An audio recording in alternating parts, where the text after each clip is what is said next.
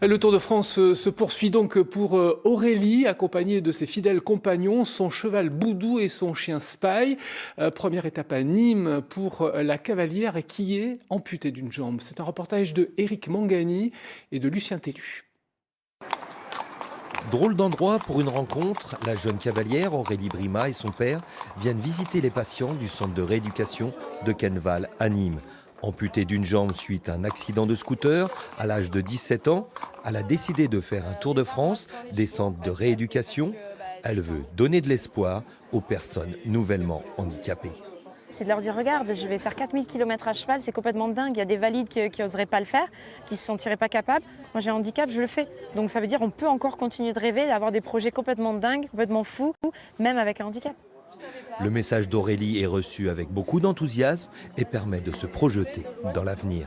Ça me réjouit parce que moi, en étant dans la situation où je suis et sachant qu'elle est passée par là, je me dis, dans l'état où je suis, je vais arriver à marcher et je vais reprendre cette situation en main. Faire le Tour de France comme ça à cheval pour apporter du bien-être aux personnes en situation de handicap ou pas, qui sont dans un centre de rééducation et qui ont du mal à le vivre, comme moi. Je trouve que c'est une initiative pleinement réussie et ça apporte un bien fou d'ailleurs. On peut voir autour de nous que les gens sont passionnés et à l'écoute de ce qu'elle peut nous apporter.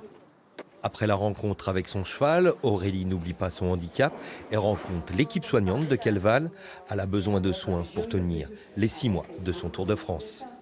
On reçoit énormément en apportant et en faisant du... Faire le Tour de France comme ça à cheval pour apporter du bien-être aux personnes en situation de handicap ou pas, qui sont dans un centre de rééducation et qui ont du mal à le vivre, comme moi.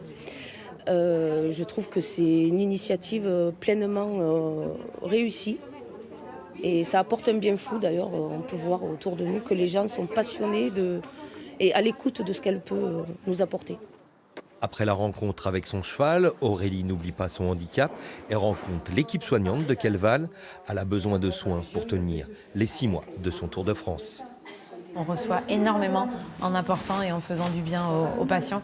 Donc moi, ça m'apporte beaucoup de voir qu'on arrive avec pas grand-chose en fait, à donner le sourire à certains patients, à leur donner des petits tuyaux pour que le quotidien après soit plus facile, plus agréable et qui recouvre plus facilement une vie sympa.